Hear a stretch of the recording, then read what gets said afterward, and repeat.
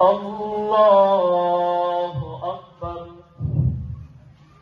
الله أكبر الله أكبر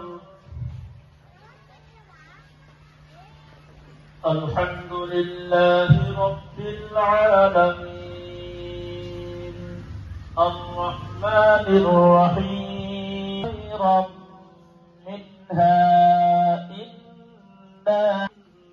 لكم لما تحكمون الله أكبر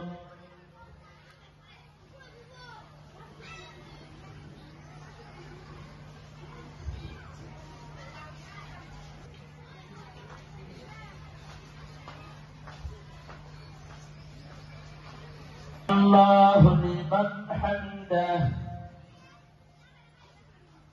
الله أكبر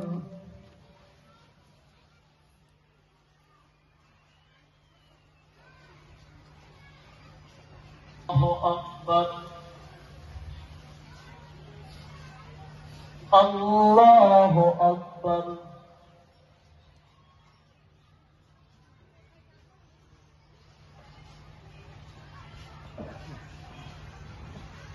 الله أكبر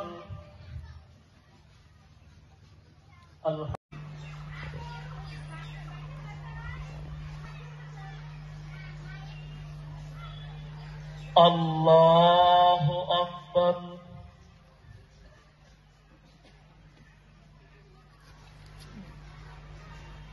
أكبر الله أكبر لا إله إلا الله والله أكبر হয় আজি পবিত্র ঈদুল জোহা এই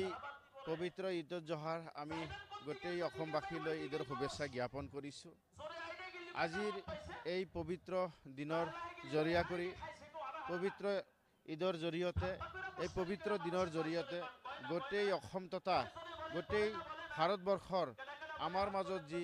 শান্তি সম্প্ৰীতি যি ঐক্য সেই ঐক্য আৰু অধিক শক্তিশালী হোক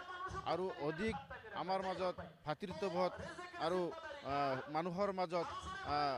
কিবা হোক শক্তিশালী হোক তাৰ কাৰণে আমি আল্লাহ তাআলাৰ ওচৰত দোৱা প্ৰাৰ্থনা কৰিছোঁ ইতিমধ্যেই আজি সালাঘাটি আঞ্চলিক ঈদগাহত আপোনালোকে চাইছে হেজাৰ হেজাৰ মানুহৰ সমাগম ঘটিছে অলপ পিছতে ঈদৰ নামাজ ইয়াত আদায় হ'ব এই নামাজৰ জৰিয়তে মহান আল্লাহ তাআলাৰ ওচৰত বিশ্ব শান্তিৰ বাবে গোটেই ভাৰতবৰ্ষৰ শান্তিৰ বাবে আমাৰ সমাজৰ শান্তিৰ বাবে গোটেই মানৱ সমাজৰ বাবে ইয়াত মানে দোৱা প্ৰাৰ্থনা হ'ব গতিকে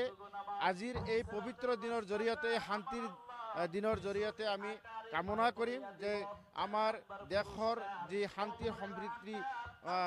যি বিনষ্ট কৰাই সকলে যেনেকৈ মানে বিনষ্ট কৰাৰ কাৰণে প্ৰচেষ্টা কৰে সেই বিনষ্টকাৰীসকলে আজিৰ দিনৰ পৰাই তেখেতসকলে বিফল হ'ব আৰু সমাজত নতুনকৈ শান্তি প্ৰতিষ্ঠা হ'ব তাৰ কাৰণে আকৌ সকলোকে ঈদৰ যি শুভেচ্ছা জ্ঞাপন কৰিছোঁ সমাজক শান্তি প্ৰতিষ্ঠা হওক মানৱ সমাজত শান্তি প্ৰতিষ্ঠা হওক তাৰে কামনা কৰিছোঁ এই পবিত্ৰ ঈদৰ দিনত আমি সকলো অসমবাসী ৰাইজলৈ